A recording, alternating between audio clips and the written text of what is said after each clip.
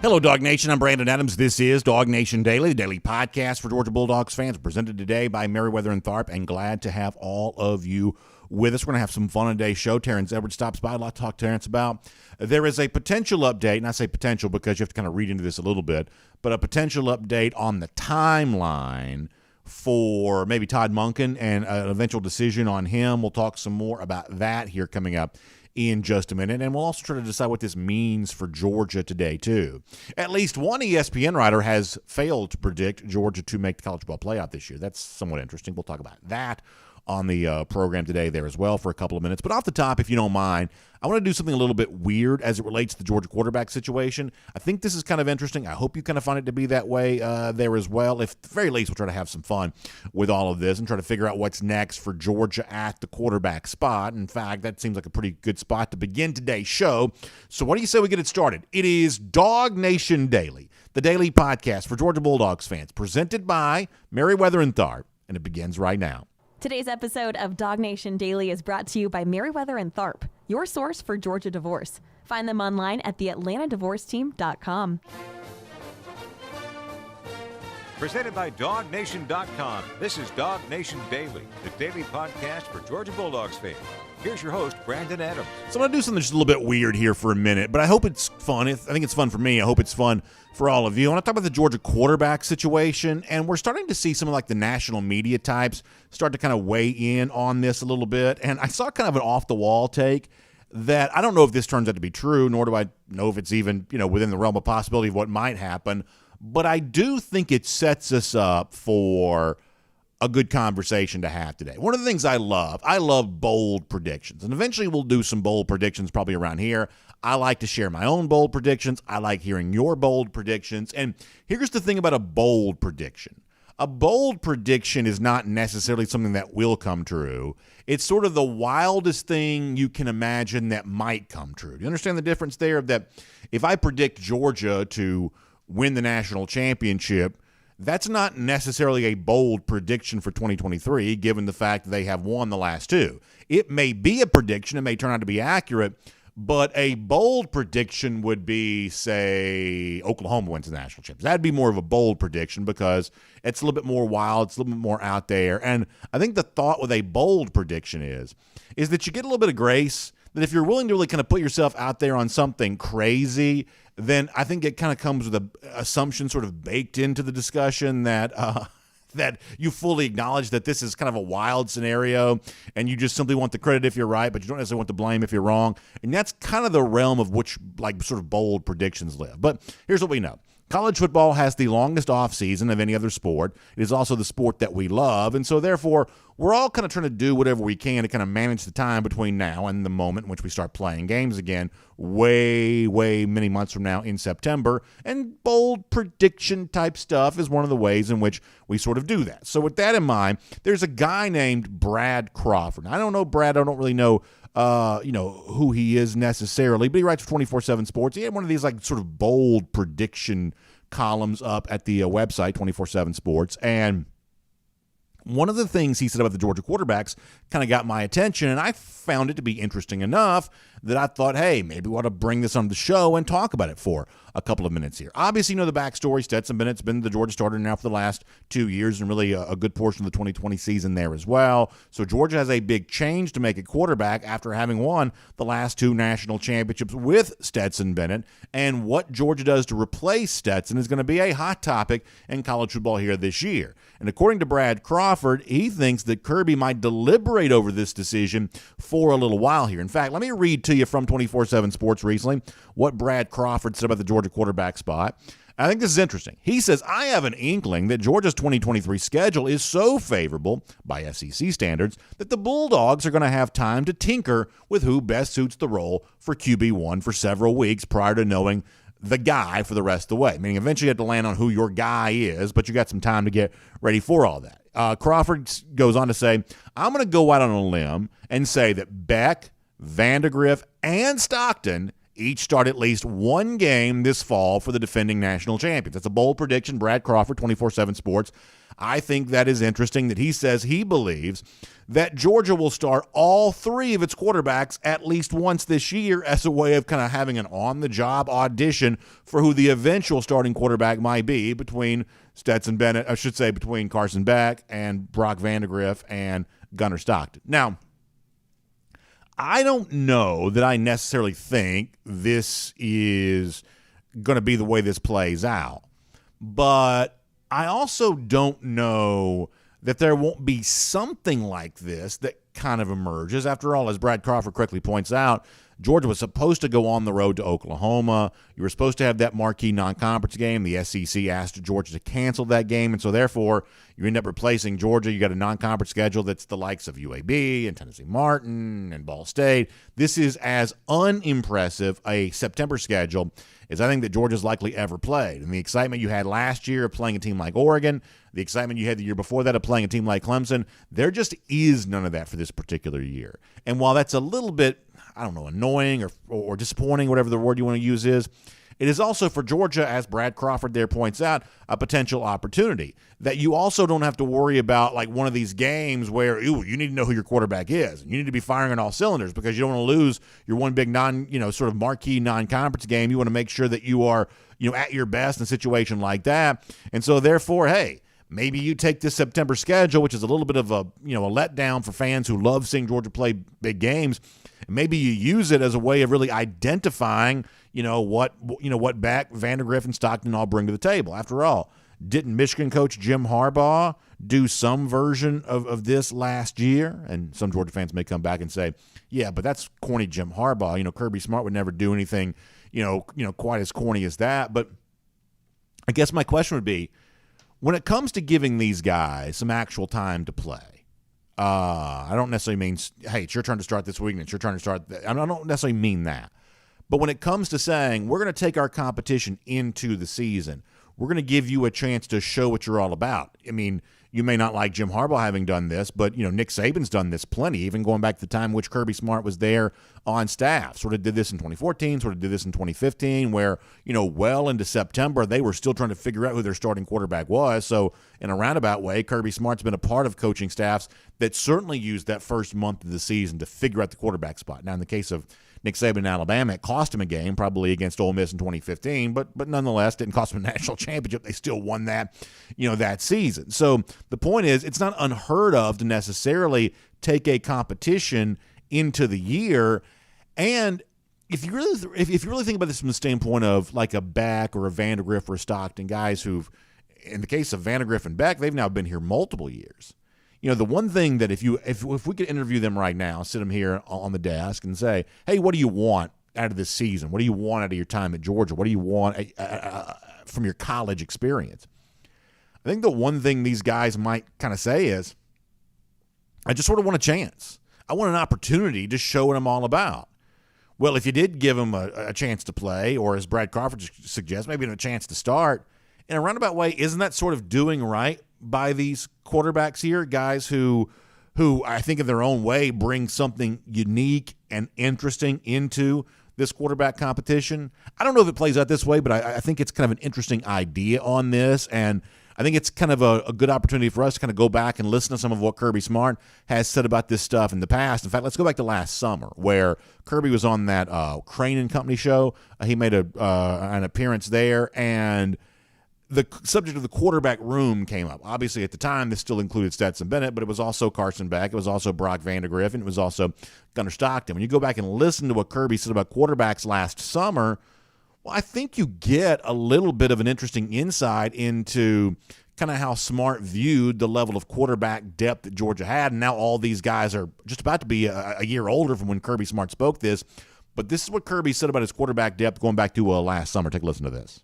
I would easily say this is the best when you take a picture of the whole room, top to bottom. Those four guys that are going to meet in that quarterback room in fall camp, the most depth we've ever had, especially the most depth of kind of like the guys that I know and trust can play the position. Brock's been through a couple springs now. Carson's been through a couple springs. I've got to see him in spring games. I've got to see him in game action. You get to see these guys really compete and grow. And obviously, we know Stetson's played in a lot of football games from what we saw last year. And Gunner had some promising stuff in the spring. So I really am excited about where those guys are.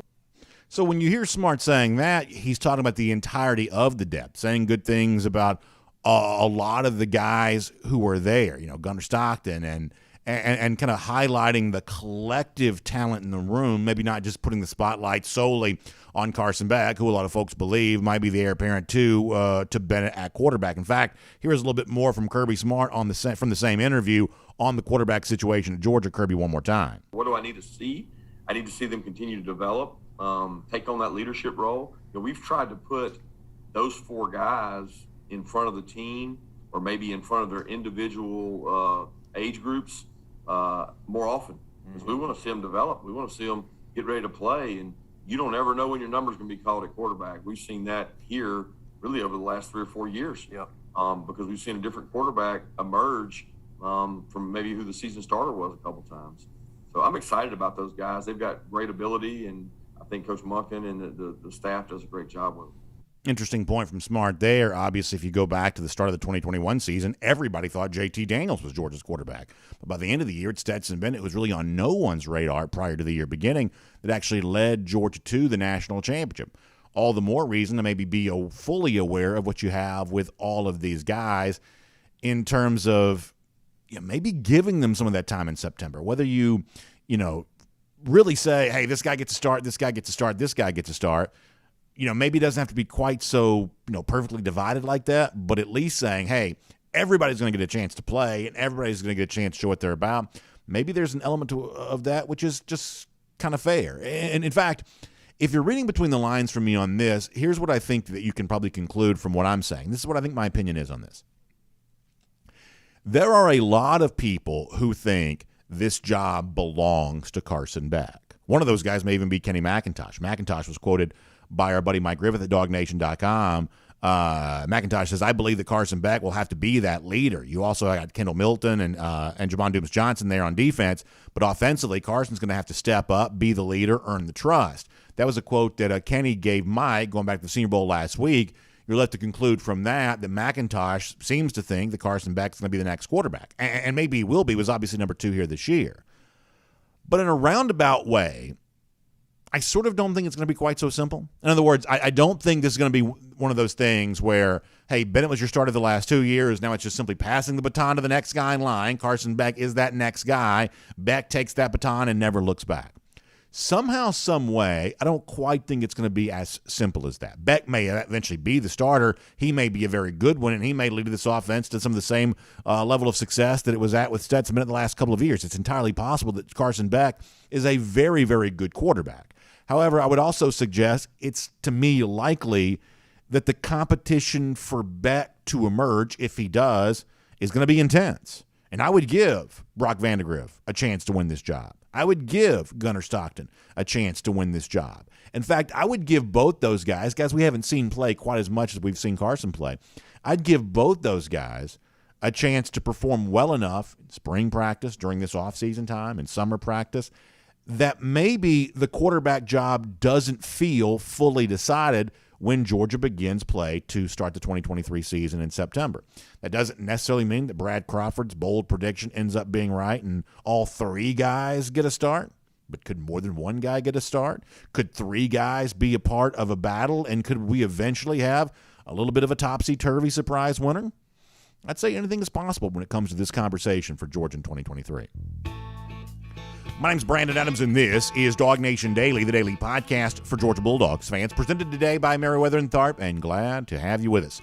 Whether you join us 9:45, 1st and 15, DawgNation.com, DawgNation app, 10 a.m. after that, Facebook, YouTube, Twitter, Twitch. We're on the radio at noon on Ampton Sports Radio 960 The Ref, and we are available as a podcast wherever you find them, Apple, Spotify, everything else in between.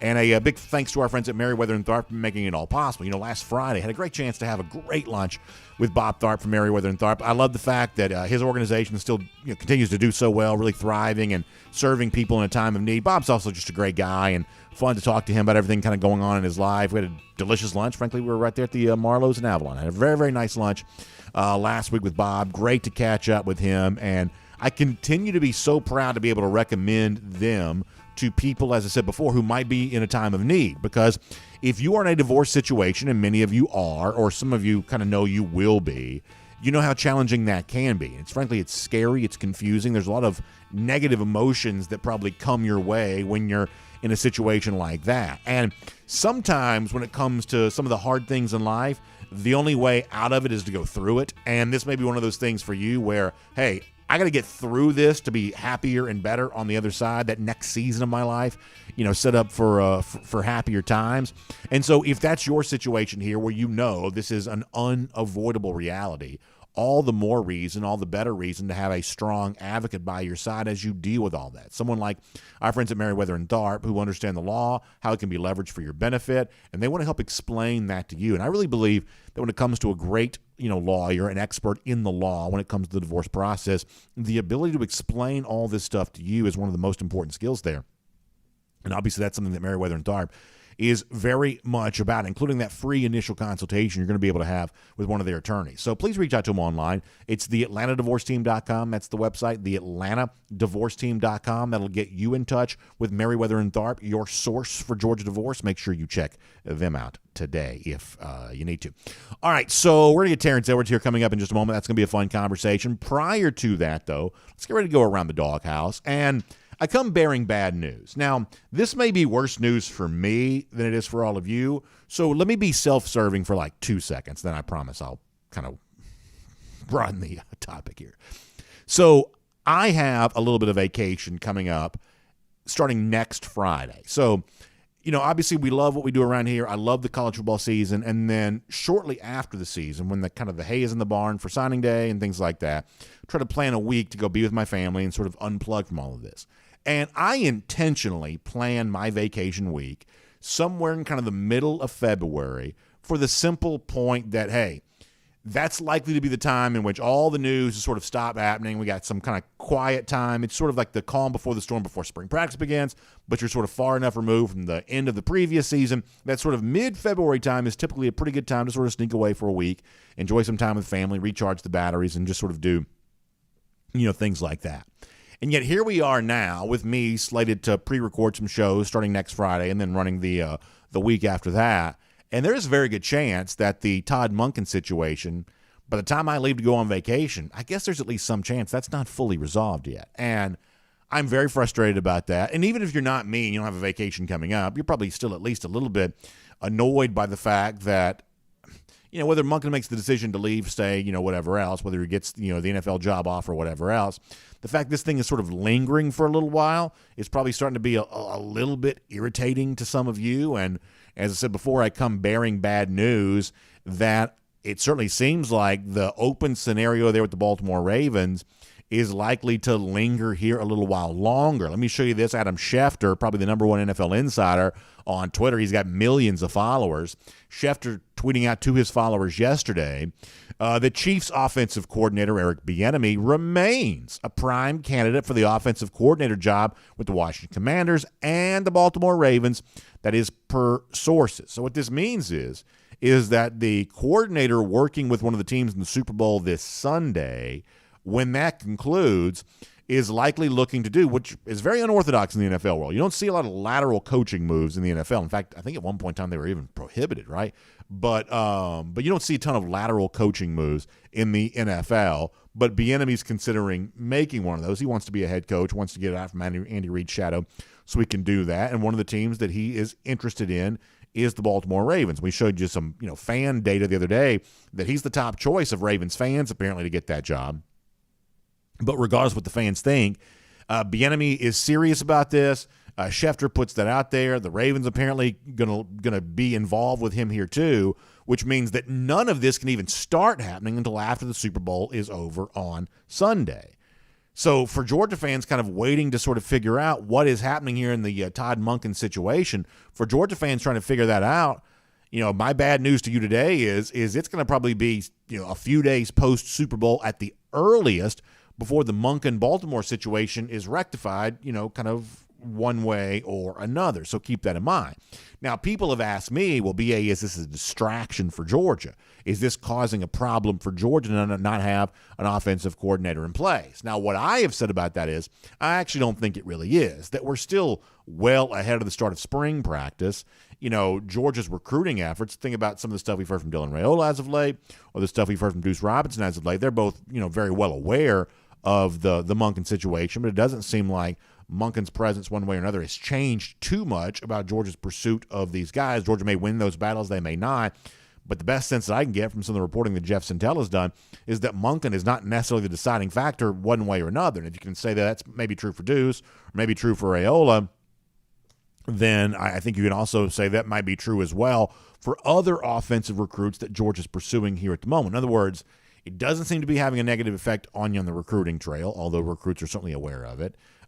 You're still well ahead of the start of spring practice here, and so you're not really kind of in a football time of year. You're more of a weight room Scott Sinclair time of year. I have said that I don't believe this is a distraction for Georgia, and the fact this has kind of gone on a little longer than some fans want, I don't believe it is a problem yet. But fair and balanced here, when I asked former Georgia quarterback Jake Fromm about this on Tuesday, if he thought it was a problem, Fromm did have some very interesting things to say about, as a quarterback, how he would feel about not exactly knowing who his offensive coordinator is going to be. Fromm obviously is closer to this topic than I am, so his words carry a lot of weight. This Jake Fromm from Tuesday. Look, I think this is kind of a big deal. Maybe I'm speaking from a quarterback perspective, but whoever's offense we're running, I want to know, and I want to get that playbook as fast as I can, and being able to learn as much as I can before spring practice, because I need those reps. I need to go ahead and take as many mental reps as I can, get good with the verbiage, get good with the language, and be able to have my own side practices with these guys to get done what needs to get done before we ever step on the grass and have a spring practice. So I think this is kind of a big deal, and hopefully it doesn't linger on too long. Obviously, I would love to see Coach Monken stay here at Georgia, because I think who he is and what he's done and what he's going to continue to do here is super beneficial for the program and Coach Smart and whoever's going to be playing quarterback. So I think Fromm's words there carry a lot of weight. He's obviously a wise guy.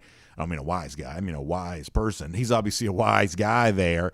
And he says, listen, if I'm a quarterback, I want to know the verbiage. I want to know the stuff for my offensive coordinator going into spring practice. So from that standpoint, maybe it is true that having this resolved sooner rather than later is better. I guess you could also take from this there as well, which is, well, if what Fromm is saying is true, and it very well might be, then very likely Kirby Smart knows that as well. And so for a lot of Georgia fans who kind of wonder, well, if Monken does leave, which you have to admit is a possibility, if Monken does leave, then maybe Georgia understands you can't make crazy wholesale changes to an offense prior to the start of spring practice when you got three young quarterbacks all looking to emerge for the first time here, and their time spent in the system is part of what they're going to lean on as a way of potentially trying to emerge as the starting quarterback. Maybe it's an indication that Georgia doesn't plan on making a lot of changes to its situation prior to spring practice. We know if Monken does indeed decide to leave, we know this is one of those things that's been kind of true for Alabama. Now, maybe that has hurt Alabama in terms of trying to hire a coordinator this year, but for a good while now, it seems like Alabama has kept a lot of the verbiage and the calls in place for the offense, basically saying our offensive coordinator might change. Brian Dable leaves, Mike Locksley leaves, Steve Sarkisian leaves. Our offensive coordinator might change, but our offense is going to stay the same. Maybe there's a version of that that's also kind of emerging to be true for Georgia here too in the event that Monken leaves. Either way, very, very interesting stuff from Jake Fromm kind of weighing in on that topic. We'll make that around the DawgHouse. Now, I'm going to bring on Terrence Edwards here. Prior to that, let me also remind you, you have, I believe, 2 days left now to register for your chance to win a giveaway on the DawgNation cruise, courtesy of our friends at Kroger. So if you go to DawgNation.com, it is literally, boom, right at the top of the page. You can click in. You can register for your chance to win. It's a stateroom for up to 2 people. It's a hotel room there in Port Canaveral the night before the cruise leaves on April 23rd. It's a gas card to help you get there. It's some onboard credit for you to enjoy while you're on Independence of the Seas. It's all courtesy of our friends at Kroger. An amazing giveaway. Kroger heard about the fun we were going to have on this DawgNation cruise and said, we want to be a part of this there as well. So Kroger giving this away. DawgNation.com, the place you go for your chance to win All you need to do, just tell us your best moment, your most enjoyable moment from the 2022 season. That's how you register for your chance to win. You have between now and Friday to do that, which is obviously tomorrow. And then we're going to choose a winner at random. We'll announce them here on a show, and that's obviously going to be a lot of fun. So a little bit of time to get involved on this. Register for your chance to win at DawgNation.com today. The deadline is tomorrow. Now, all of that said, let's talk to Terrence Edwards here right now. DawgNation Daily, presented by Meriwether and Tharp. From Athens and across the SEC or wherever the recruiting trail may lead, here's a DawgNation.com insider. Let's bring on Terrence Edwards here, DawgNation Daily, presented by Meriwether and Tharp today. Terrence, we just heard a little bit from Jake Fromm there a moment ago. It seems like this Todd Monken situation is going to linger here a little bit, that whatever the Baltimore Ravens are going to do with their coordinator hire, not going to be decided apparently until after Eric Bieniemy is officially a candidate for this job, which is obviously post-Super Bowl on Sunday. So I'll ask you, if you're a Georgia player, you're obviously a wide receiver, but for anybody in this offense, this time of year with uncertainty with your offensive coordinator, either you don't know if Monken's coming back or if he is leaving, you don't know necessarily right now who his replacement might be. Is this a problem, or is this just no big deal at all because you're so far removed before the start of next season that players are only thinking about weight room and getting stronger and getting more athletic, and whatever Todd Monken is or isn't doing just simply isn't that big of a deal because of where we are on the calendar? As a former player yourself, how would you feel about that? I think it's a little bit of a problem right now. I know right now there's not a lot of meeting times with your positional coaches. It's a lot more the head coach now in St. Clair. He's the one who's running the show in the weight room and getting the players physically ready to perform in the spring, getting their bodies back right. There's a long season. I mean, they play 15 games, so their bodies need to be refreshed and reprogrammed. So there are not a lot of going on with your positional coaches, but I'm pretty sure there's a lot of chatter behind closed doors. Is he going to be here or is he not? We all have seen the impact of Todd Monken, what he has, done for our program. So I'm pretty sure the players, is just wondering what is going to happen with Coach Monken. And I think the longer it lingers, the longer that he may be, he's leaning towards to take an NFL job. And that's what I get from it. It could be that he's negotiating behind closed doors with Georgia to get more money. But I would like, as a player, to hear something pretty soon of what he's going to do. There seems to be some chatter out there, maybe some assumptions being made that if Monken were to move on, the guy that would replace him is someone that's already on staff, Mike Bobo. That's the guy that you know well, going back to your time as a Georgia player, although I guess Bobo was still very, very early in his coaching tenure at that point in time. You were a freshman in '98, is that right, Terrence? So you just missed playing with him and I guess kind of worked with him a little bit when he was first kind of getting started as a coach. But beyond that, how would you feel if Mike Bobo is tabbed as the potential replacement if Monken were to choose to move on? So, yes, I missed him and my brother, actually, in Georgia together and finished together. So I missed them by a year. Bobo was the quarterback coach under Coach Rick before he got promoted to offensive coordinator. So he was on the staff on that 2002 run and before. And right now, this is what I think. This is what is going to happen, in my opinion. And I know a lot of people have their mixed emotions about Bobo, but that was ages ago. If you go and look at his Colorado State teams, they were up in the top in scoring at Colorado State, knowing he didn't have the type of talent that he had at Georgia. And then there goes the point of it's so late in the game. Do you want a inexperienced quarterback trying to learn a new system throughout the spring and then trying to implement that in the fall? So I would say I just think just keeping the same system. I know Bobo has been there now for 2 years up under Monken and got a clear understanding of this offense. He would have all spring, all summer, and then beginning of fall to add his touches to it throughout his coaching tenure. But I just think having the continuity of the same playbook would go a long way with Carson Beck or whoever is the quarterback. And I know people will want to go outside and not want Bobo, but you got to step back and think about having a new quarterback in a system that everyone has to learn. Everyone, that's offensive linemen, that's coaches, that's everyone has to learn a new system in a short period of time. So I think just keeping that cohesiveness of the coaching staff, and the coaching staff has a clear understanding of what Monken liked, what the players like, what they didn't execute well, what they need to do moving forward. And I think just keeping that cohesiveness is where they need to go. Speaking of quarterbacks, we were talking about them before you joined us here today. There was a guy that suggested, hey, maybe Georgia should just start all three guys at some point in time in September, since Georgia doesn't play really anybody of note anyway. And I don't know if they'll do that, nor do I know if they should, like actually designate three different starting quarterbacks.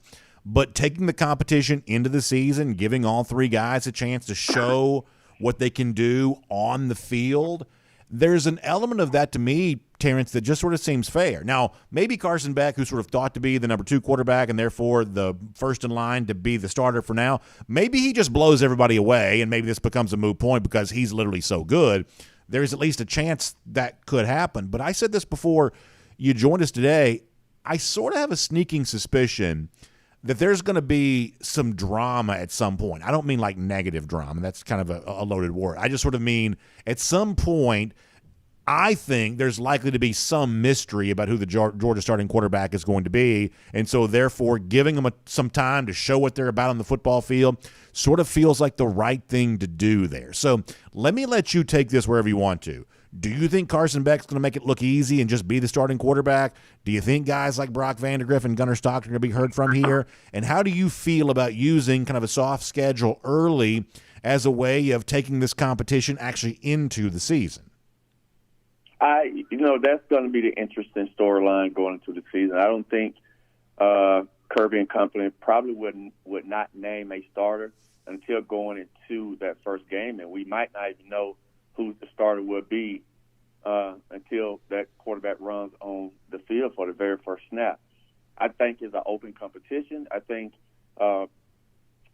Beck is going to get the first snaps, but I think it's going to be an equal competition, and it's going to be everything is going to be targeted. I've been in situations where, it goes all the way till the first game. I can remember David Green and Corey Phillips battling out, and it took more than the spring practice. It took the summer, and it took still fall camp for Coach Rick to kind of really land on David Green. So it's going to be interesting. With the soft schedule early, I think all, especially if one does not separate himself from the others, we may use those first couple of games to kind of see who handles the pressure of being the starting quarterback, probably for the number 1 ranked team and the back-to-back national champs. And you have to follow Stetson Bennett's footsteps. That's a lot of pressure on these guys. So I've liked what I've seen from Carson Beck in minimum action. But I'm going to tell you, I hope to get Gunnar Stockton. I just think he has some things that you can't teach, and it's not just his physical. It's just that being that tough football player that the team will galvanize around, because his playing style is like a Matt Duggan, that he would take on linebackers in the hole if it's 3rd and 1. We could run quarterback power with him. The zone read game will be there a little bit more than Stetson, because I think he is built like a Mack truck. I just there's something about Gunnar that I like, and at some point I can't wait to see him play.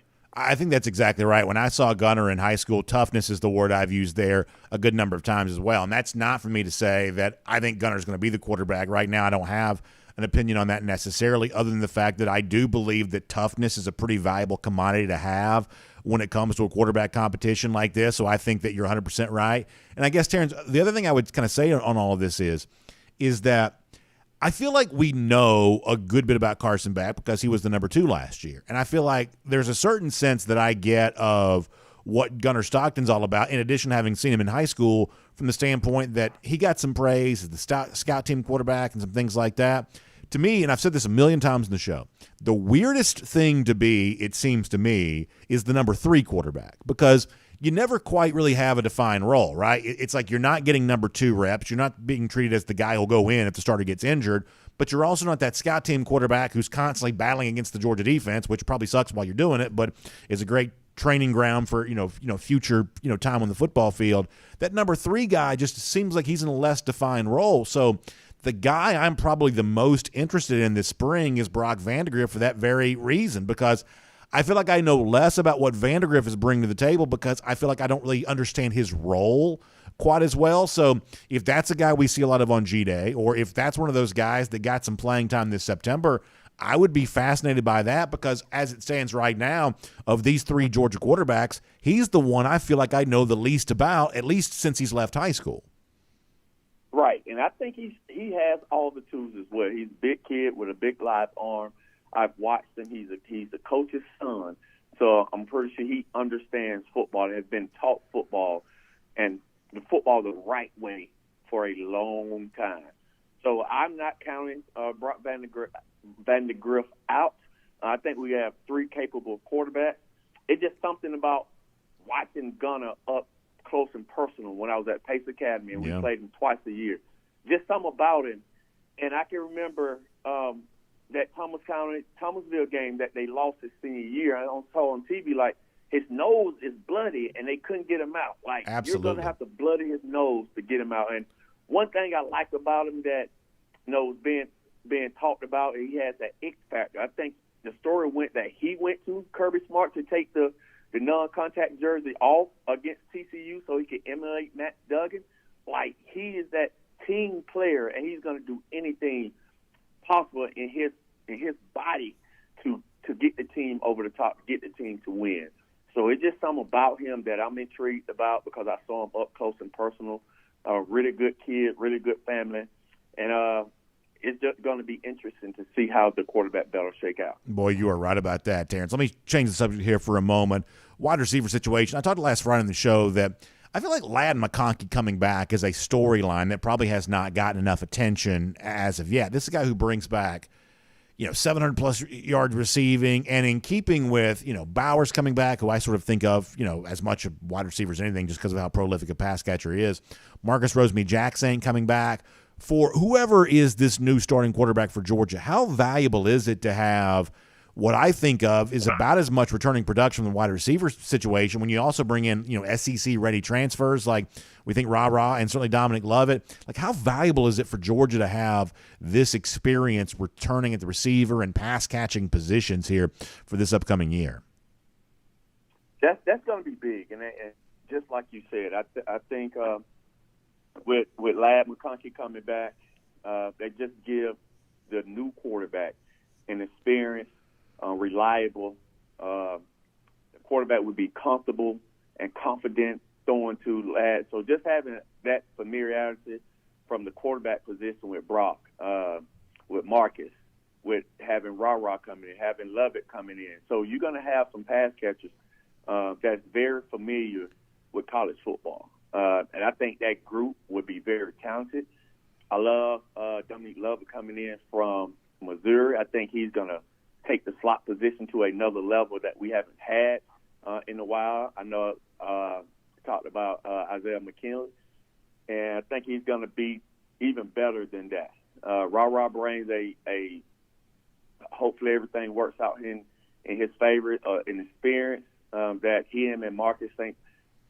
Jack can lock down that X position, have Ladd at the Z, and then you just have your utility guy in Brock. And you still have Dylan Bell and the young guys, Arian Smith. So this is a deep, deep crew. And again, if you look at the guys that we brought in, the focus was straight line speed, downfield speed, and the guys that we brought in definitely have that. One of the things we've talked about a lot this week is the retirement of A.J. Green, a true all-time great at Georgia. Terrence, you love the wide receiver position. You are a great wide receiver in your own right. What does A.J. Green's career mean to you? Proud. I've known A.J. for a long time. I can remember when he committed to us as a junior and never wavered. The first time that I actually saw A.J., I put on his film, and he made that crazy spinning catch in high school. Yeah. So I knew then that this guy's special. And I saw him in the summer when he first got there. I was back in Athens.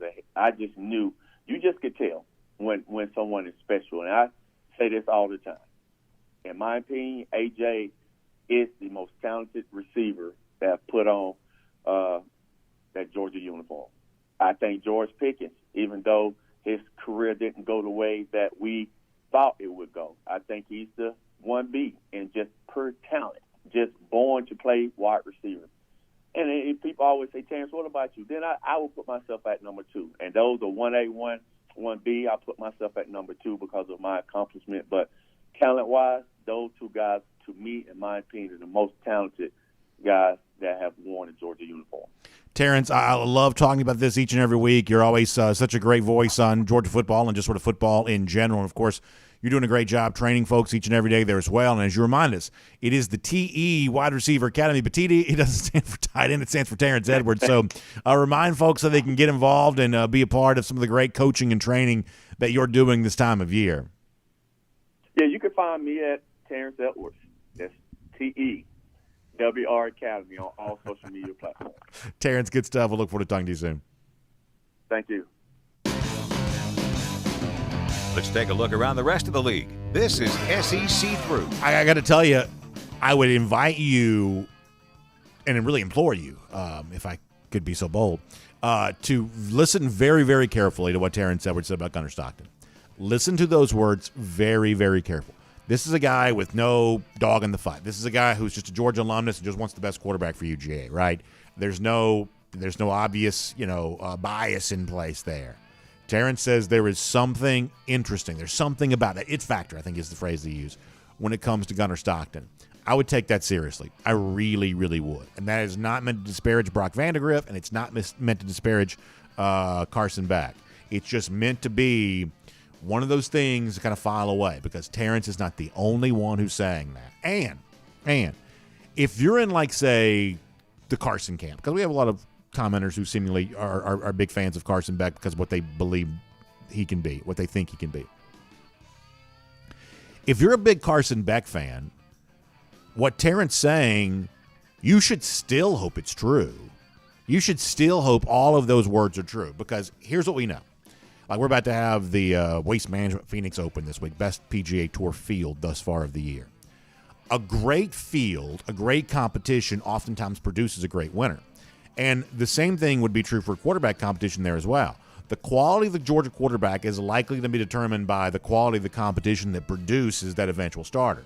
So you want Gunnar to be special, whether he wins the job or not. You want him to be tough, whether he wins the job or not, because if someone other than Gunnar emerges, that guy's got to be a little bit more special. He's got to be a little tougher. He's got to be a little more of whatever Terrence Edwards says that Gunnar Stockton is, and other people have said about him there as well. So I just think that's interesting. I think it's worth filing away. It's worth noticing, and we'll kind of see where it all goes from there. We've got some early playoff picks to give you here in a moment. Prior to that, though, let's go cruising around the SEC, courtesy of Royal Caribbean. By the way, speaking of Royal Caribbean, a lot of you know, I mentioned this earlier, got that vacation coming up. We are so close. I'm talking about countdown is on. It's kind of rainy here the last couple of days, rainy today. I'm so excited about sunshine. I'm so excited about warm weather. I'm so excited about being in the Caribbean, going to some of these great locations, just really, really enjoying that. A lot of y'all know I can only handle so much cold weather for a while before I got to be on a beach somewhere. And that's what I get a chance to do coming up very, very soon. So I'm really, really excited about that. And I'm telling you, you can make your 2023 just as exciting as mine is right now by getting a Royal Caribbean cruise vacation booked. Many of you apparently still booking the DawgNation cruise. At least some of you are. We'll share that as part of our Golden Shoe a little bit later on. But it's also a great time to start thinking about spring break cruises, heading towards the summer, something for the holidays. Or as you see on video there, how about January of 2024? We're now less than a year away from the debut of Icon of the Seas as well. Now, I love the fact that Royal Caribbean is always kind of pushing the envelope, setting a new standard when it comes to cruise vacations. You better believe Icon of the Seas is absolutely going to be an example of that. So many cool new neighborhood concepts. You have kind of like the family area, which is kind of a new thing, kind of reimagining like where the aqua theater is going to be. Normally right now it's kind of on the aft of the ship, going to be more like in the center of this ship. So if you're into cruises and things like that, or if you're kind of into some of the cool new changes on a cruise ship. There's a lot to explore when it comes to Icon of the Seas. We've had water slides on a ship now for a while, but really with Icon of the Seas, you're kind of debuting the very first ever water park at sea. It's an amazing experience, and so my invitation to you is to find out more about it. Our good friend Jessica Slater. Now, you can go to the website that she's made for our DawgNation cruise. It's royaldogs.com. That's royaldogs.com. You can also give Jessica a call, 770-718-9147. That's 770-718-9147. All right, I like it when ESPN.com does the little roundtable discussions among their writers. It's almost like a group text, what it sort of feels like, and I like it when they do this. We'll probably kind of unpack some of this stuff in a piece like this for a few days here, but they also have their playoff picks from their various experts, whatnot. And listen, I don't know that I care necessarily about the individual opinion of any of these folks, but I do like when you see kind of collective opinions form and you kind of judge the wisdom of crowds here just a little bit, and I find that to be interesting. Of the 1, 2, 3, 4, 5, 6, 7, 8, of the 8 experts polled by ESPN, 7 of them have Georgia in the college football playoff, which I guess no surprise. But how about David Hale? David Hale, who I don't really have an opinion about one way or another. David Hale has excluded Georgia from his college football playoff. I mean, even Heather Dinich has Georgia in the playoff. How in the world is David Hale gonna not have Georgia when even Dinich has put in Georgia in this particular situation? But David Hale doesn't, so I guess at some point in time we'll have to have him make his case for why Georgia's not making the playoff. But beyond that, let me tell you what I think is interesting. Now, it's 8 people, each with 4 teams. It's sort of hard to give this to you in a way that you can kind of process it. So let me sort of do it this way.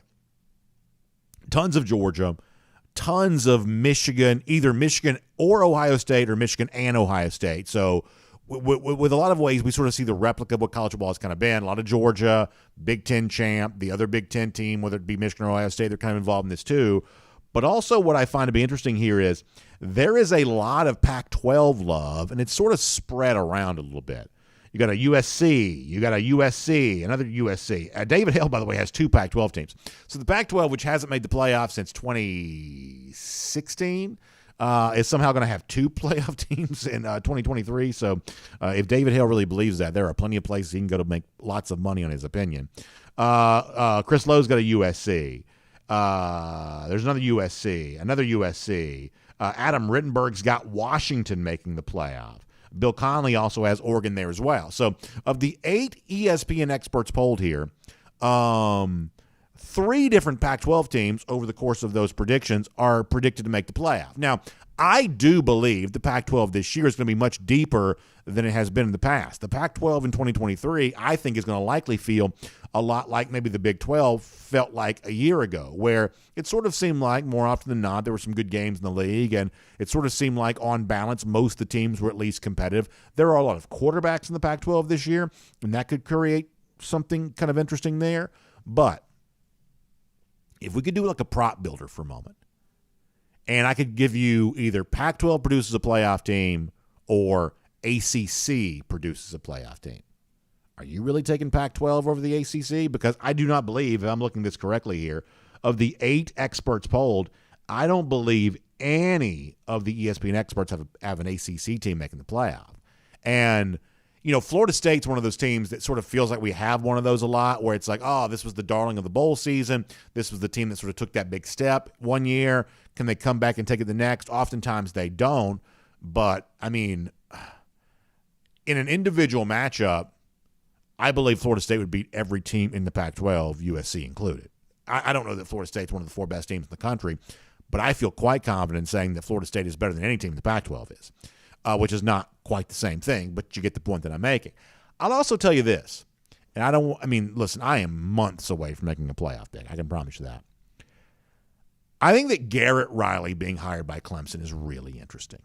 I think some of the stuff that has made Clemson feel less than the playoffs the last couple of years is likely not to be the case anymore. Klubenik seems to have kind of emerged as a quarterback there. Garrett Riley's a pretty big-time hire. And this is Clemson still getting a chance to beat up on a very weak ACC other than that, right? You got Clemson and Florida State, who are probably both pretty good teams. The rest of the ACC, I believe, is likely to still be pretty weak. That could be – I would just say don't give up on Clemson just yet. I would just suggest not giving up on Clemson just yet as a possible playoff team, because you got to find 4 playoff teams somewhere. They got to be 4 somewhere. And these ESPN folks seem to really believe in the Pac-12 right now. But in terms of actually making the playoff, I'm not quite so sure I'm ready to go there at that point in time. If USC is close, they will get the benefit of the doubt. I believe that last year. I believe that this year. I believe that any year. If USC is close, they will get the benefit of the doubt. But still, I think to see such unanimous support for the Pac-12 in comparison to the ACC is probably a little bit weird. And I guess I sort of say that for the Big 12 there too, because I think Oklahoma's going to be better this year. I think there's a chance the freshman emerges at quarterback there. Jackson Arnold, I think that, look, I realize the whole Texas is back thing is a joke, but they can't be bad every year, right? So I think to see so much support for the Pac-12 at the expense of the Big 12 and certainly the ACC, at least when it comes to the top 2 teams, I think is probably a little bit weird. But here's the most weird thing of all, or I guess to be grammatically correct, the weirdest thing of all. Here's the weirdest thing of all. You have 1, 2, 3, 4, 5, 6. You have 6 of these 8 who have 2 SEC teams making the playoff, Georgia and Alabama. And not a single one of these ESPN experts has picked LSU at all. Now, isn't that kind of interesting? There is a lot of Alabama love in here. A lot of people. I guess 7 of the 8 experts overall have picked Alabama to make the playoff. Why is Alabama better than LSU? If you're making Alabama make the playoff right now, you better have a just ream of data ready to tell me how come Ty Simpson's going to be a great quarterback. Because Jalen Milroe, if he's the starting quarterback, he's not leading Alabama to anything. He's just not. And so maybe Ty Simpson, the other kind of young quarterback waiting in the wings there, maybe he is really good. But if you can't show me on paper or show me on film or show me somewhere that Ty Simpson's the next whatever, I just can't buy the Alabama thing right now. And that's not the same thing as saying I believe they're going to be bad. I'm not willing to tell you that. I'm just not quite sure how we get 7 of 8 ESPN experts picking Alabama to make the playoff, most of them along with Georgia. I'm not quite so sure how we get there in terms of the comparison with LSU. We're going to probably talk more about this at some point in time. I'd go so far as to say this. I believe that LSU has 2 quarterbacks better than anything Alabama has. Jaden Daniels, and we saw Garrett Nussmeier in the SEC championship. I believe LSU has 2 quarterbacks better than anything that Alabama has in its roster. And I don't know if Brian Kelly would do this, but I think he might be smart to. I think he should play them both. I think the most interesting team, storyline potentially kind of outside of Georgia in the SEC this year is what would happen if LSU played both Daniels and Nussmeier as a way to keep them both, because if you don't start Nussmeier, he may transfer, especially with the idea that Doug Nussmeier may get a job here again at some point. But you keep both quarterbacks in place, but you also play 2 quarterbacks that present 2 completely different game plans. That may be a little bit hard for the offensive personnel for LSU, but I would say it's especially hard for the defensive personnel trying to stop that. I think if I'm an LSU fan here, and I think I'm right about this, I don't think they're not picked at all. 7 of the 8 do pick Alabama, 6 of the 8 along with Georgia, of course. David Hale, the one outlier there, apparently hates the Dogs. But if I'm an LSU fan, I feel pretty slighted by this. I do. And what I saw from LSU, Alabama on the field this year did not appear to be a fluke, but according to these ESPN folks, apparently it was, at least in their mind. Will make that cruising around the SEC, courtesy of Royal Kirby. Now, speaking of lines and things like that, obviously this is a great weekend to open up that account with our friends at MyBookie, because they got all the prop bets, all the stuff for the Super Bowl, or I should say the big game coming up on Sunday. They got all of that for you when you open your account there at MyBookie. So here's what you do. Just type in MyBookie on your internet browser, and it'll do the work for you. It'll get you there. Then after that, you can use the promo code DawgNation, all one word, spelled the way it's supposed to be, DAWG. Promo code DawgNation to get the big deposit bonus from our friends at MyBookie. What that means is up to $1,000. Whatever money you put into your account, MyBookie is going to put that same amount into your account for you. So you put in $600, they're going to put in $600. You got $1,200 in your account, like right there. before you even win your first bet. So you want some action down. Everybody loves kind of getting a little action down in the Super Bowl. A great place to do that is with our friends at MyBookie. Open your account, get the big deposit bonus when you use the promo code DawgNation. After that, you play, you win, you get paid. As I said before, we get the longest offseason of all here in college football. And so we got to do something to kind of pass the time and enjoy ourselves until we get back playing college football again. Well, getting some action down with our friends at MyBookie is a great way to make every weekend fun, including the weekend coming up with the big game here this Sunday there as well. So find MyBookie online, promo code DawgNation, get the big deposit bonus, enjoy the Super Bowl, play, win, get paid. They make it simple with our friends at MyBookie. It's winning season. Take advantage of it. Hope you enjoy that today. All right, couple of golden shoes to celebrate here on the way out the door today. I mentioned our DawgNation cruise a little earlier. Glad to see the roll call continuing of folks getting signed up for it. Our buddy Arnold Santiago checking in there as well to say, BA, after months of contemplation, we pulled the trigger. Go Dogs. And you see the tangible proof there, courtesy of our friend Jessica Slater.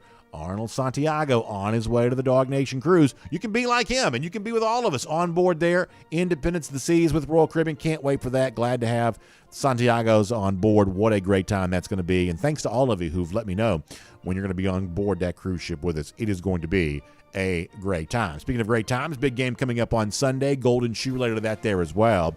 Someone sort of kind of figured out what I've been doing here as of late. Josh weighing in to say, I think it's incredibly magnanimous of you to acknowledge another top historic school's possible accomplishment with Oklahoma's pride that Jalen Hurts could be a quarterback that wins the Super Bowl. He gives you hashtag go for 3 in 23, hashtag golden shoe. Yeah, we've been saying this the last couple of days. Obviously, those of us who are Georgia fans got the enjoyment last year of seeing a former Georgia quarterback like Matthew Stafford win the Super Bowl. We know how great that feels. And I know for Oklahoma on Sunday, it would just be such an accomplishment for them, as Josh at Santy Thorne on Twitter points out. Such an accomplishment for them to see one of their favorite sons, a former Sooner of renown like Jalen Hurts, win the Super Bowl. I know how big a deal that'd be to the Oklahoma community, and we do wish them well. And Josh, I appreciate you joining me in that, as you say, magnanimous gesture. We'll give you a golden shoe there for that. So the entire Sooner football community, I know, really looking forward to cheering on one of their own on Sunday, and I think that's a great thing to consider. So, Josh, we appreciate you joining in the feeling on that. Now, lousy, stinking Gators, nothing to celebrate. 261 days from right now, it gets worse. That is our Gator Hater Countdown. Looking forward to the beatdown in Jacksonville, and also looking forward to enjoying the cocktail party for what I'm guessing is probably one of the final times here eventually. So, for now, we got it. We're going to enjoy it. And, of course, we'll see you back here tomorrow. DawgNation Daily, presented by Meriwether and Tharp. And on video. Time now for the R.S. Andrews Cool Down. R.S. Andrews, the one you turn to for your air conditioning, heating, plumbing, and electric needs. They show up on time. They do the work that's promised, the price that's promised. You can trust them on all of that today. All right, let me go to Facebook first. We'll get some comments there. And we'll kind of bounce around all the various comment sections. And we'll just sort of see how everybody's doing and what's on everybody's mind and whatever else. And for like the 8 millionth day in a row, Facebook's going to be a little slow loading. I feel like part of the problem with Facebook is there's just 8 gazillion things on the screen. I don't really know how the internet necessarily works necessarily, but all these buttons and all these tabs and whatnot on the Facebook page, that's got to cause it to open a little slow, right? Oren Sheely on the subject of Bama fans. He says, Bama fans are going to come for me.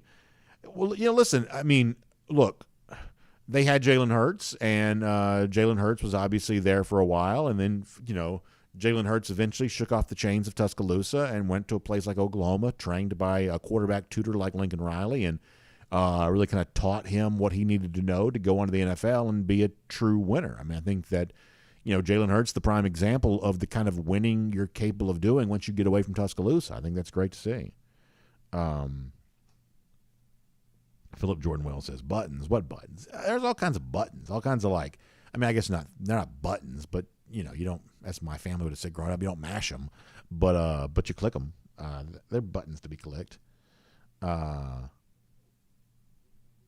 Miriam Corbin checking in. She says, Terrence Edwards, I love you. We just completely disagree. Our team has come so far. Bobo likes, let's see what Miriam does not like Bobo. She's made that clear. Bobo is like regression to those of us who lived through his tenure. Not a great memory, sir. That's just the way I see it. Like I say, if he gets it, the offensive coordinator job. Anyway, she's reiterating her stance that she doesn't think that Mike Bobo would be a good hire. And I get that. I respect Miriam. I respect a lot of you who kind of feel the same way. Here's what I'm here to tell you is if this is the hire Kirby Smart wants to make, and I think that Miriam would agree with this, but if this is the hire he wants to make, I think this is the hire that he gets to make. And I really do believe that some of the Bobo stuff from that era is a little bit of a false narrative. I think somehow it got conjured up that Bobo was the reason that Georgia was sort of falling short of the success that it could have otherwise have. And I believe what's likely true is it would have been even worse if Bobo wasn't here. I do. Unfortunately, that kind of era, especially like early 2010s, right? 2011, 2012, 2013, 2014, a lot of that sort of like the woulda, coulda, shoulda time. Like, oh, man, it seemed like Georgia was so close and whatever else. And when Georgia got close but didn't quite get over the hump, boy, it's easy to sort of point to that offensive play caller and say, well, why didn't you just do this? Why didn't you just do that? And I'm telling you, I think the ease with which that narrative can form also means it's likely that narrative gets out of control and moves beyond what is actually true. Whereas if we had the ability to go back and simulate Georgia at that time without Mike Bobo, my guess is things were likely worse. Now, you're going to say, well, what about Deshaun Watson? I honestly don't remember. I really don't. I'll ask Jeff Sintel about that. This is one of those things where I don't know. Does Bobo take the sole blame for why Deshaun Watson went to Clemson and not for Georgia? I don't know. I just don't remember. But it's a fair question, I guess. But it's also a long time ago now. Let's see what else. And I'm going to do more on this in the regular show. I kind of don't want to give this away because I want to do this on the show eventually. But here's one of the things I believe. If I were to ask you, and one of these days I'm going to try to sort of lay out my case on this. What's the one thing that would prevent Georgia from winning 6 more national championships? What's the one thing that would prevent that from happening? I believe the best answer to that question, the one thing that would stand in the way of Georgia winning 6 more national titles at some point in time over the next blah, blah, blah years is that Kirby Smart just decides he doesn't want to do this anymore. There's no college job that Kirby Smart's going to take. I think I probably give Kirby a little bit more of a chance of going to the NFL one day than some other folks do, but conventional wisdom seems to be Kirby wouldn't want to do that job either. But the one thing that might be a temptation for Kirby one day, because he's said some things to this effect before, the one thing that might be a temptation for Kirby one day is, hey, I'm just burned out. Because, listen, I have talked to people who are in the room with him while he is working. And, anybody who's ever been that close to him will tell you, he is just wired different. And this is not one of those things that's puffery or people just sort of say it because it sounds good. My understanding is from multiple people is that Kirby is just wired different. He is a bright flame, and bright flames have a tendency to burn out quicker. And so if you're a Georgia fan, one of the things you probably think about is, hey, how do I keep him here as long as I possibly can? Not going to some other job, but just deciding he just don't want to do this anymore because physically maybe he's just kind of given to all to the job that he can.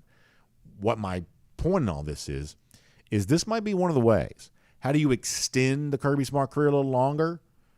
Let him work with some close friends here for a little bit. Let him have Will Muschamp as defensive coordinator, at least co-defensive coordinator. Let him have Mike Bobo as offensive coordinator. Bobo's credentials, clearly qualifying for the job. This is not, Kirk Ferentz hiring Brian Ferentz. That's not what this is by any stretch of the mind.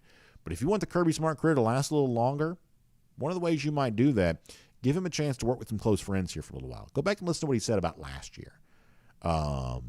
Prior to the start of last season, he said this is the best staff we've ever had.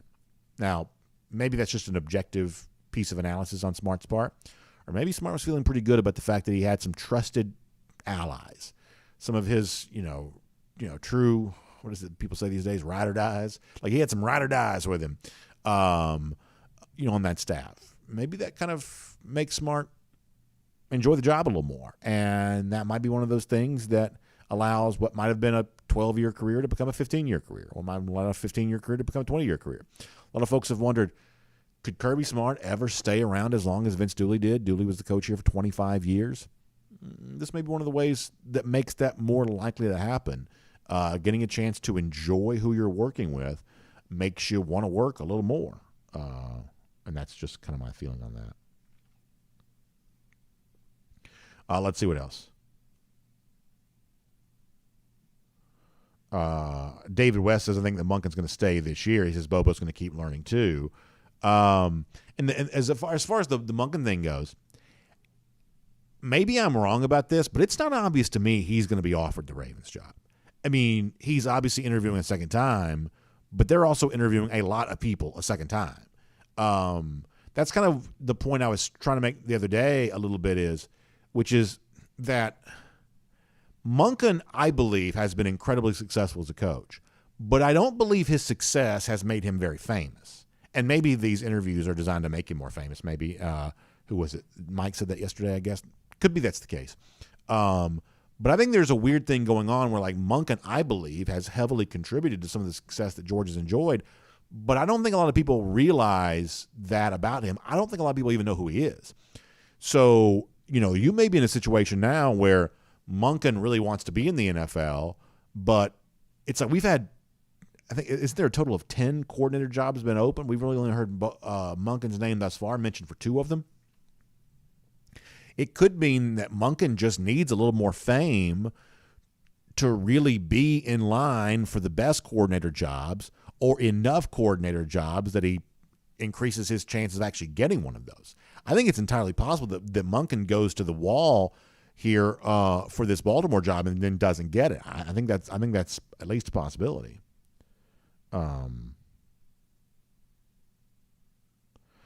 Nicholson says, and I'm never good with the math stuff, but he says 17 more years to equal Vince Dooley to get to 200 wins. It won't take Kirby 25 years to get to 200. No, I'm guessing it probably won't.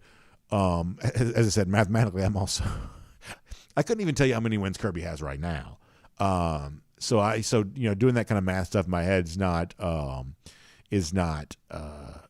always my forte. In fairness, now Kirby Smart is a great coach, and obviously never losing is a great way to get 200 wins. Like, that's a great way to get there. But in fairness to him, he also gets a chance to play 15-game schedules too, something that Coach Dooley didn't get a chance to do as well.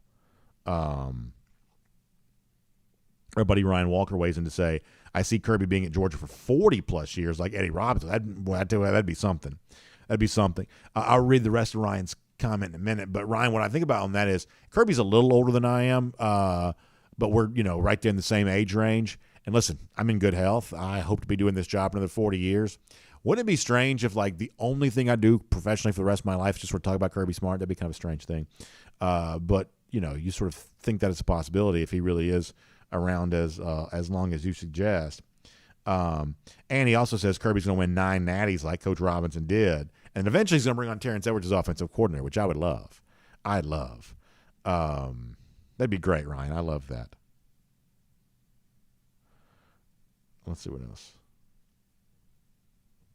Bill Kelly says, do we want to retain a disgruntled coach? So I don't know that he's disgruntled. I think he'd like to be in the NFL. And my answer is, I sort of don't care. Like, the thing about Monken is that, I'm a little bit sentimental. Some of you probably think I'm corny. I love all the stuff where, like, the college coaches are like, man, let's do it for the alma mater. Kirby clearly loves Georgia, and a lot of the guys that Kirby hires, they clearly love Georgia too. You go listen to Brian McClendon. I had a great interview with McClendon, not great because of me, but great because of him, back in L.A. Like, that guy loves Georgia, man, and I love that kind of stuff. Monken does not feel that way. Monken doesn't have a sentimental bone in his body, the best I can tell. But he's paid to do a job, and he just does his job well. So if Monken wants to be in the NFL, but that doesn't quite work out, and he comes back to Georgia, I don't really care. I mean, like, Monken is the one guy on the Georgia staff that sort of feels different than the others. And it seems like that's sort of worked well the last couple of years, and I believe it could work, well again in 2023. So it is very true that Todd Monken does not give off the sort of, sentimental, let's do it for the alma mater vibes. It's not my alma mater, but it's most of y'all's alma mater.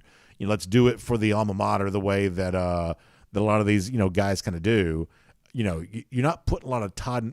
Monken stuff on like the social media, edits when they make the cool hype video with the nice music in the background. You're not using a lot of Monken clips or that kind of stuff because Monken's a little more sarcastic than that, a little bit more no nonsense sometimes than that. But he's paid to do a job. I mean, it's like, you bring in a house painter, you don't really care, what his motivation is. You just want to paint your house. And to a certain extent, that's what Monken is kind of here to do. He's sort of paid to do a job, call plays that work. Let's see what else. Let me go to YouTube for a minute.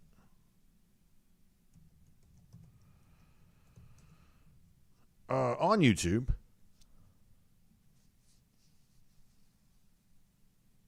let's see what else.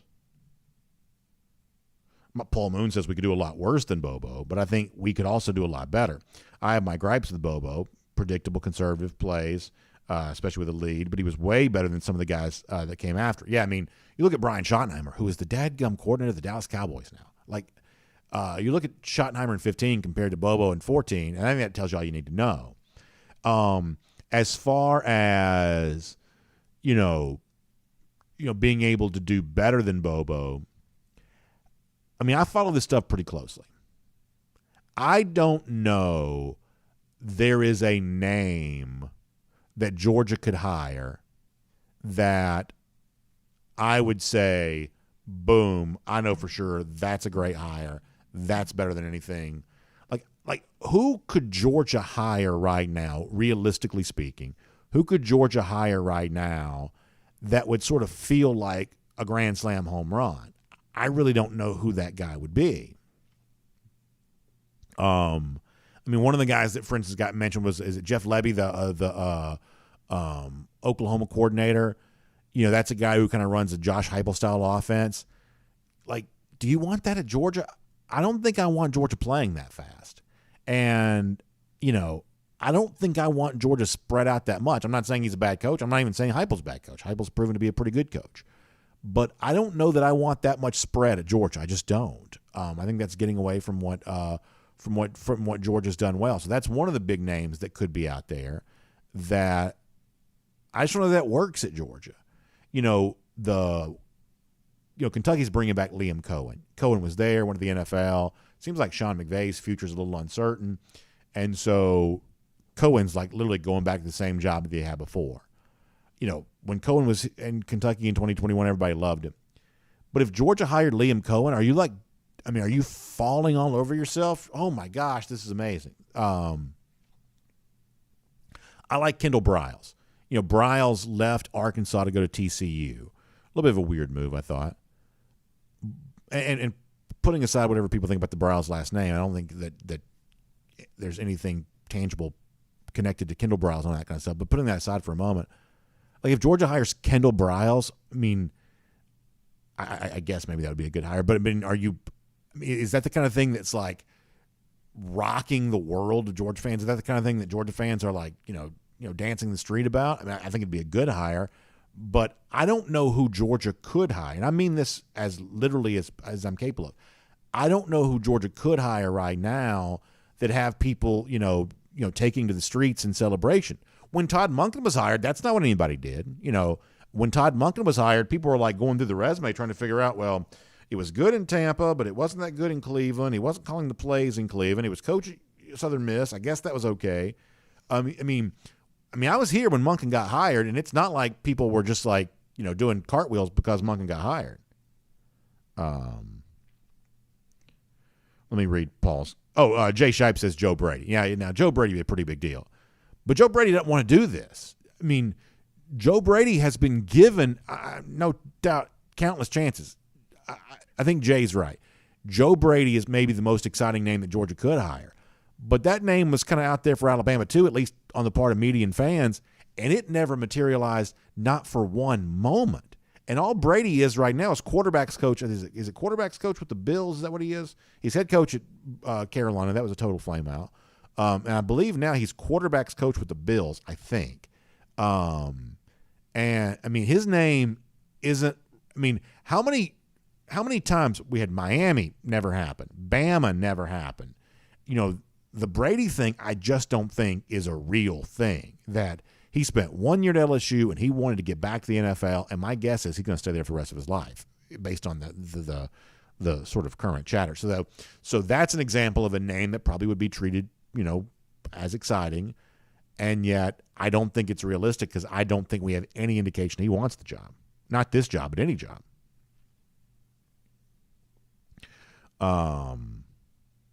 Croking 123 says Brady doesn't want to touch college football. NFL is easy money. Yeah, I mean, although as quarterbacks coach, I'm guessing he's not making anywhere near as much money as he could make in college. But, the college thing is hard, right? It's just one of those things that's just not for everybody. And maybe that's the case. Jonathan Aaron says, with everyone's thoughts and feelings on Bobo, do you think if he's sitting under Monken's learning tree and learns his offense, do you think people will warm up to him? So here's what I think. I think that all of this should just be judged on results. Like Georgia averaged the last couple of years, slightly less than 40 points per game. So if Mike Bobo is the offensive coordinator for Georgia next season, that's about the benchmark. That if you, look, go back to 2019 against SEC competition, against Power 5 opponents even. Georgia, well, I guess not Power 5 because Tech was Power 5, but against SEC competition, Georgia averaged about 21 points per game. They didn't score much more than that against Notre Dame either. That year, Georgia feasted on Tech, Murray State, and Arkansas State. They had 50-plus point games in all those games. And other than that, they didn't score against anybody. So that's kind of like what the pre-Monken world looks like. So we know that pre-Monken, Georgia had some offensive issues. They did. And so I get the idea that Georgia fans believe the person running the offense matters. I totally agree with that.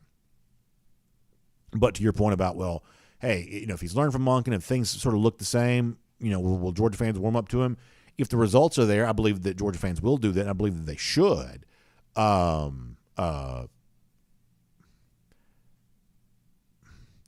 I think a lot of that just sort of comes down to what does that number look like? How many points per game are you scoring? And, listen, when Georgia had a weird stretch this year where it had some goal line issues and things like that, for the most part, Georgia fans just never really got on Monken about that.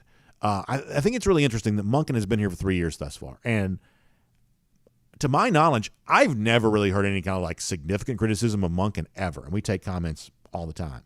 I've never really heard what I think of as significant criticism of Monken. And as somebody who kind of like grew up doing a bunch of sports radio and things like that, the easiest thing for a sports fan to do is to fire off some sort of complaint about predictable play calling. That's the easiest thing for anybody to do. It's the most knee-jerk sort of basic take on anything, related to football. And Monken never got a ton of that. Now, if the same thing happened, let's say this year's Kentucky game happened next year, but it's Bobo at the helm. My guess is Bobo probably gets a little more grief for that because for some people, there's already a narrative in place of, this is a guy I don't like. This is a guy I feel like I can predict his plays, although I'd love to sort of sit somebody in a room and say, all right, predict it. Tell me what's about to happen next. Some of the predictable play calling stuff, I'd love to put the people to the test about how well they actually could predict it. But nonetheless, so if Kentucky game from this year happened with Bobo at the helm, Bobo probably gets a little more criticism for that because for some people that's just what Bobo is in their mind, and they kind of want to be right. It's a lot of the same stuff with the Stetson Bennett thing, where it's like a lot of people can never give Bennett any credit because giving him credit meant admitting they were wrong before.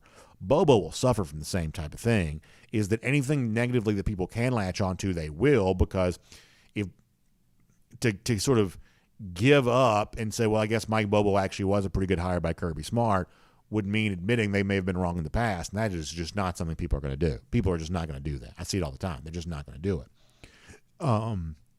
So long story short, too late, I guess, but long story short, I think that Mike Bobo or any person who is offensive coordinator at Georgia, if Todd Monken isn't, should just be simply judged on the results. Is Georgia scoring about 40 points per game? If they are, I don't really think there's much to be said about this. I also think when you look at Bobo's past, if he's the offensive coordinator, if Todd Monken isn't, I think there's some things that we might like a little bit, right? I mean, Bobo did have, I mean, he did have some good rushing teams, right? Look at the 2014 team. That's a team that scored a bunch of points, and a lot of that came on the ground.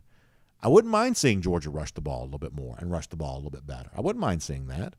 I think there's a way that Georgia could be even more dominant if it was a little bit more, dominant on the ground. I do think that's the case.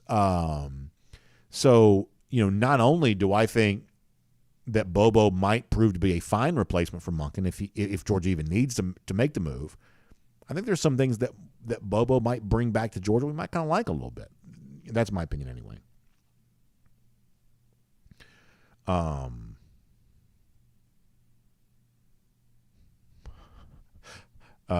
B.A. Scardigan says, with this much talent, a blind toddler could call the defense, call the offense. That might also just sort of prove to be the thing, which is that all of this is just sort of, a moot point from the standpoint that Georgia's just so much better than everybody else that it just goes out there and dominates no matter what. It could be the case. Scott Harris says, do you think the attractiveness of Athens helps keep coaches from bolting? I do think it's a pretty good place to live. I do. And I do think that for the most part, in and around Athens, now, real estate's getting more expensive, but I think in and around Athens, the sort of 7-figure salaries these guys make, I think that money goes a long way in the Athens area. I mean, we obviously see a good number of the former head coaches still living around Athens. That kind of tells you something.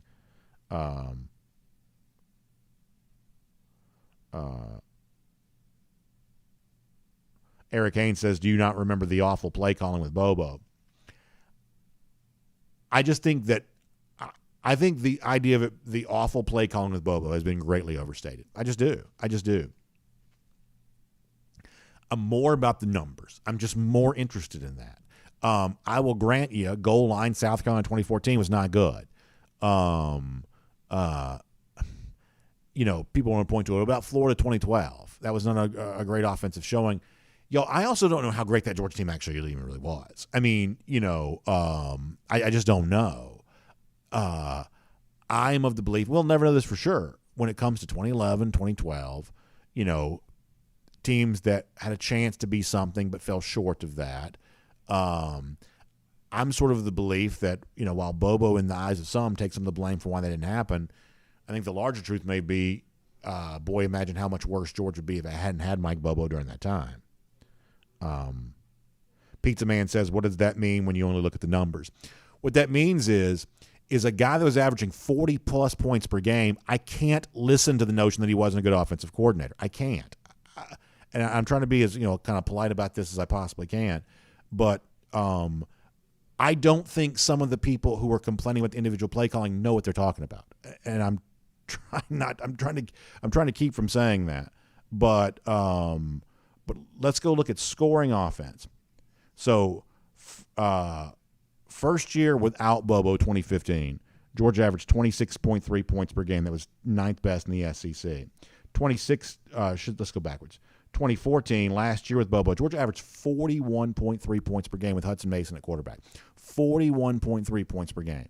I just think the most basic true point is a bad offensive coordinator would not have put up 41.3 points per game that year. Now, you can come back and say, yeah, that team had Gurley and Chubb and Sony. They had great running backs, but it didn't always have them all at the same time, right? We saw Chubb emerge when Gurley went out. But even still, that's a 41.3 point per game offense. 2013, Georgia ravaged by injuries, still averaged 36.7 points per game. That was fifth best in the SEC. 2012, won the East. Georgia averaged 37.8 points per game, basically right there with Alabama. Texas A&M to average more that year.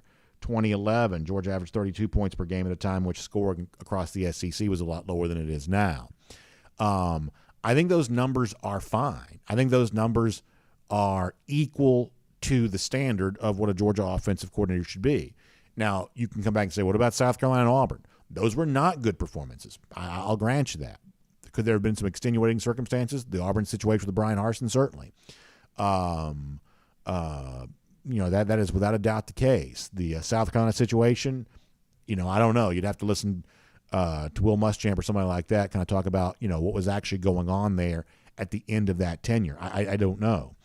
But I think that the notion that Bobo is somehow a terrible offensive coordinator and an unthinkable hire on the part of Kirby Smart, I just simply think that's a false narrative. And I respect the people who feel that way, but there is a lot more evidence to support the opposite of that take than there is to support that take. Christy says, I trust Kirby. Yeah, I mean, that's the other thing. I mean, like, both practically speaking, Kirby's got a good track record of making hires. Now, he did make a bad offensive coordinator hire in 2019. So if you want to say, I trust Kirby with every hire other than offensive coordinator, I'll listen to that. I'll listen to that.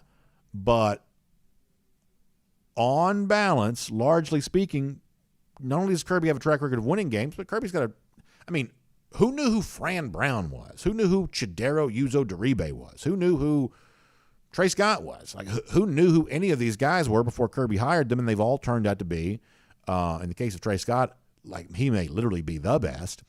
And then, guys like Brown and Uzo-Deribe are certainly rising stars, it would seem. Like, if the guy who hired all those dudes, if the guy who hired Todd Hartley, if the guy who, found Glenn Schumann when he was an analyst, Dan Lanning when Lanning was a nobody, if the guy who hired all those guys says, I think that Mike Bobo is best choice here for offensive coordinator, then, I mean, if that's what Kirby wants to do, he gets to do this. He gets to do it. And if Georgia goes back to scoring 31 points per game, then all of you who said this is a bad hire, you will have your platform and you will get to say, see, I told you so. You really will. I'm more than happy about that. We will judge this on the basis of the results. We will. For sure. William Perry says, didn't Bobo average 40 points per game only for one season? Well, if that'd be the case, then if that's what we're judging guys on, then Todd Monken's never averaged 40 points per game. So, I mean, at a time in which 40 points per game is a little bit more regular, Monken's never averaged 40 points per game. So if we're going to say that somehow Bobo is deficient because he only averaged 40 points per game once, then Todd Monken's especially deficient because he's never averaged 40 points per game. Although they did score 65 in the playoff game. Maybe did the 65 in the playoff game get them over the hump for 40 for the year? Let's see. Did it? Oh, they did, 41.4. Yeah, 65 in the playoff game helped them out. So they were 41.1 this year. So I shortchanged Monken. So yeah, he in his 3 years at Georgia, he's averaged in excess of 40 points per game once. I think he's a great offensive coordinator. B.A. Scardigan says, I had no idea who Monken was before Kirby hired him. Yeah, I mean, this is a guy that I was aware of, but when you looked at the resume prior to him coming here, I thought it had a chance. I thought it was a good hire because I thought it signaled Kirby kind of moving the offense in a new direction, which at the time I thought was important.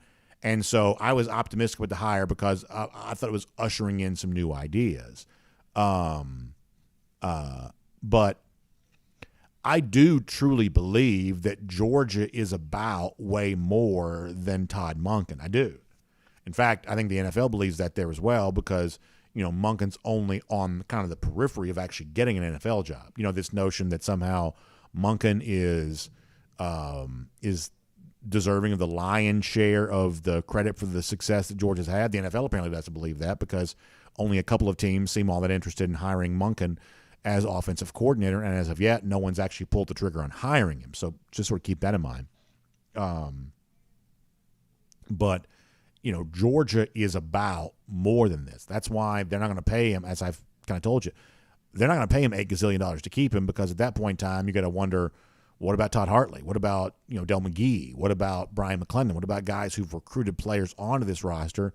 If Monken's worth $3 million, what are these guys worth? And if they're not being paid what they're worth, then what does that make them feel about their place here at Georgia? Kirby's thinking about all that kind of stuff. There's a chemistry among the player roster, but there's also a chemistry among the coaching staff too that have that's got to be respected.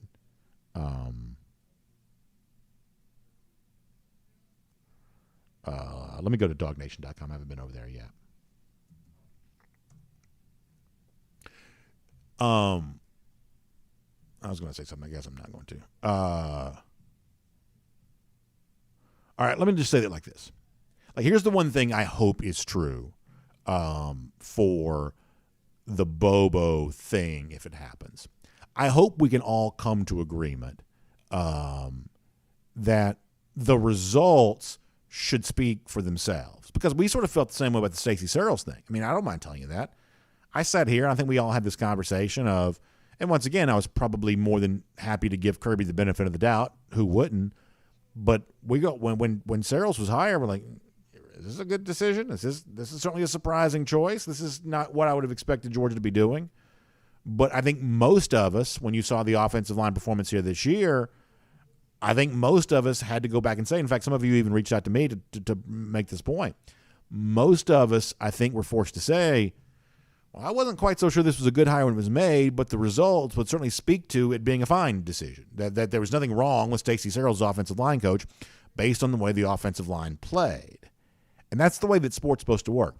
This is why I like sports talk better than, like, say, political talk. It's because in politics there really is no agreed-upon scoreboard that both sides can always claim to be right, because no one really agrees on how you measure the rightness or the wrongness of any opinion. But in sports we have a scoreboard, and the scoreboard determines who's right and who's wrong.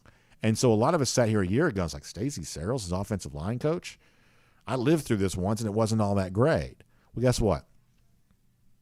After a year on the job, Searles has scoreboard on his side, not just because Georgia won the national championship, but because the Georgia offensive line was a huge part of that and probably should have won the Broyles Award. Not the Broyles Award, that's the assistant coach's award. The Joe Moore Award, probably should have won it. Like, Searles, questioned when he was hired, scoreboard vindicates him, and no more critics. That's the way the Bobo thing should work as well, and hopefully it will. And if it doesn't, look, here's what I can promise you. If Bobo gets hired as offensive coordinator, I will not I don't work for Georgia. I work for, I'm not here to be the Ministry of Information. If Georgia's, not scoring points in big games, if it's not getting it done offensively, we'll call it out loud and we'll say we will obviously judge this by the results, even if the results aren't positive. We'll definitely do that.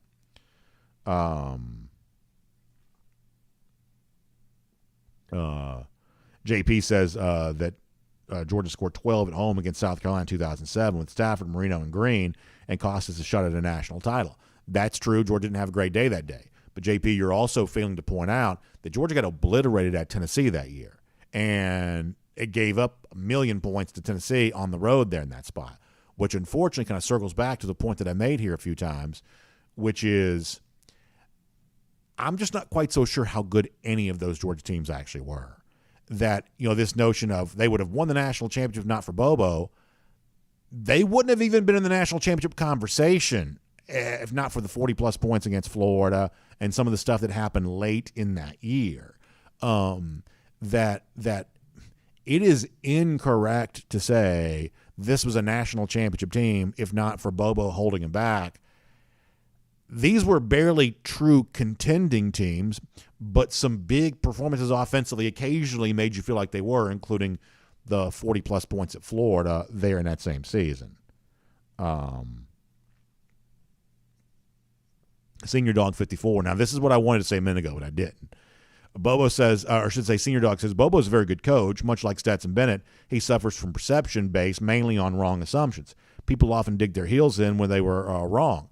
That's what I wanted to say a minute ago, but I wasn't going to go there. It is 100% true that, unfortunately, when it comes to the Stetson Bennett conversation, for some reason, in a lot of people's minds, scoreboard never ruled on that some people were so entrenched in their point of view that even when Bennett started producing on the scoreboard, they still couldn't go back and amend their original opinion because that would require admitting they were wrong, and some people just can't do that.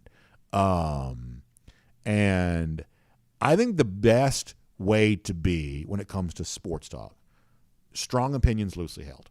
That is, first of all, that's probably a pretty healthy viewpoint in life overall, but I'm a big believer in strong opinions loosely held. You want to be anti-Mike Bobo, then get in here and argue the point. We'll do that. I'll argue the other side of that. Nothing wrong with having a strong opinion, but we should all have strong opinions loosely held, meaning that the moment in which the evidence supports a different point of view, nobody has a problem changing their mind. Colin Cowherd says this, and I think that's right. It's better to get it right than be right. Some people, always want to hold on to the notion that they're right, but sometimes getting it right means evolving with your opinion, and hopefully Bobo will, if he indeed is the offensive coordinator, it may not be. But if Bobo is the offensive coordinator, hopefully Mike gets a benefit of the doubt that Stetson Bennett never got. I think that's right. Also, and I hate to be this way because it makes me seem like I'm more heavy-handed than I wanted to be. Also, some of y'all need to work on trying to be happier. You just need to try to be happier. You spent all last year angry about Stetson Bennett for some reason, and then Georgia went out and won the national championship. And some of y'all have now transitioned and you're going to be angry about Mike Bobo this offseason. Y'all, one of these days, Georgia's not going to be winning national championships every year. They're just not going to. I don't know how many years in the future that is, but I do know the future is coming sometime likely in our lifetime, God willing we live long enough. There is a day coming in which Georgia is not a rubber stamp to win the national championship, and you don't want to look back on this time and say, I spent the entire time worried about Stetson Bennett or worried about Mike Bobo or, frankly, worried about anything. Some of y'all need to try to exercise your happiness muscle. I'm just telling you right now you do, and I hate to be that way, but some of you need to do that. Let's see what else.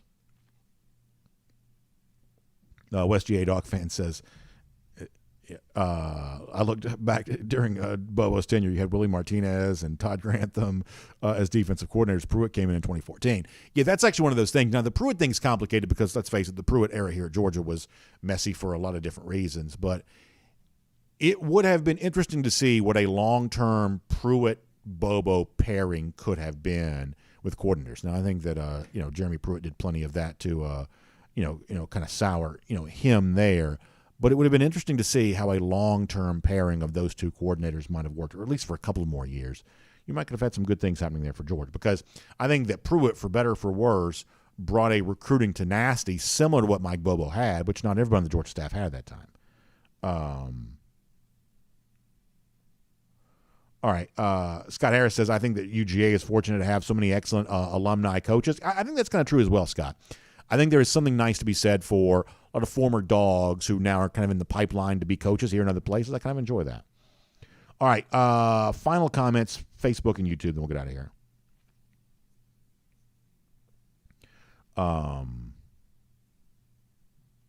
Let's see what else. Frank Patterson. One thing I like about Frank is he's always on brand. I like that. He's still giving these Alabama fans a hard time for their running backs.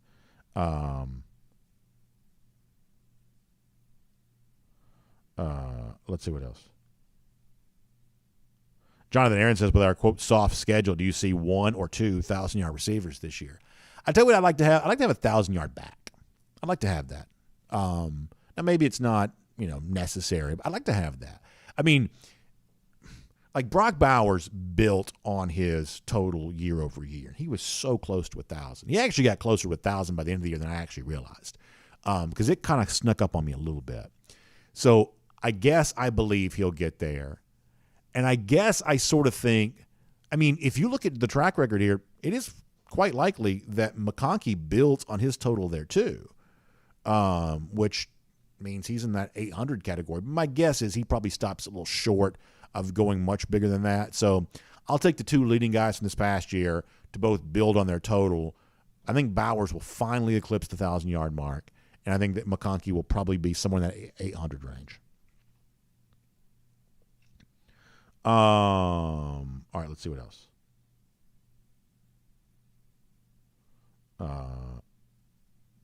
Let's see what else. Jeff Ingram says 1,000 yards. Who throws he? I guess that's a big question. We're still trying to figure that out. Celicia Gagnon says that former Dogs as coaches definitely helps recruiting players who want to be at UGA. Yeah, I mean, as it turns out, she's right about that a lot of these former Dogs have also proven to be great recruiters there as well. Veteran Quality Lawn Care says, how do we drop Munson's pessimism from the Dog programming? Yeah, I don't know. I mean, is that a Larry Munson holdover? I think that's just something different. I don't know that I'm qualified to say what I think some of that is, but it's obviously present. And like, I don't even like talking about it that much because I mean, I just think it's fun to be happy. And right now there's a lot to be happy about. Now, listen, if Georgia was 7-5 and I was sitting here telling, hey, you guys just got to be happy, you'd have every right to tune me out at that point in time. But if Georgia's 15-0 and 29-1 and, go for 2-22, at that point in time, I would feel like that the charge to be happy probably sort of feels a little more easier argument to make. Brandon Griffin says both Bowers and Ladd going to walk away with Georgia with 3 rings. Well, that's a nice thing. Barry Watkins says if it's a soft schedule makes Georgia 15-0, I'm game for it every year. Yeah, that could be the case. And see, as Barry's pointing out, it's like, the issue is not who Georgia is playing. The issue at this point in time is who Georgia could play. Because they just won a national championship game 65-7. So this idea of, Georgia doesn't have any challenging games during the regular season. How many teams in the country are capable of challenging Georgia? I mean, you just Blake Corum, the Michigan running back, is coming back, and he was at Chrysler Arena for the basketball game. He had the microphone. And he's like, we're going to win the national championship. They played Georgia 2 years ago and lost by a gazillion points.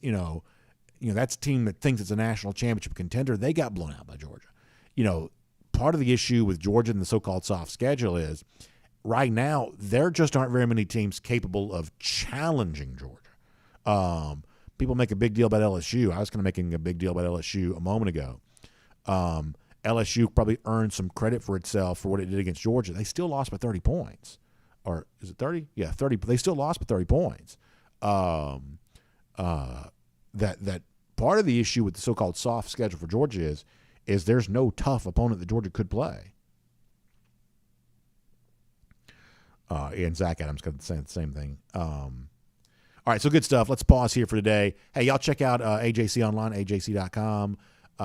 Follow, 12 Dogs obviously invited to the NFL Scouting Combine, and obviously the Falcons starting to get ready for the NFL Draft there too. So you can follow along there for more of that. Also, everything else around there too. Kind of an interesting look at some of the rental situation going on there as well. About, kind of what the housing situation looks like around Atlanta. A pretty good piece there at AJC.com on that there, too. You can read about that. Also, our friends at R.S. Andrews, online, rsandrews.com, for your air conditioning, heating, plumbing, and electric needs.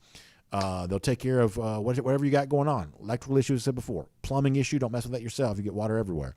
Trust our friends at R.S. Andrews on that, online, rsandrews.com. Have a great day. We'll see you back here tomorrow. DawgNation Daily, presented by Meriwether and Tharp. We'll do a little bit of Super Bowl stuff tomorrow from a Georgia perspective, I think. I got a couple of interesting topics as it relates to that. So I'll throw them at you tomorrow. Thanks for being here. DawgNation Daily, presented by Meriwether and Tharp. We'll talk to you then, everybody.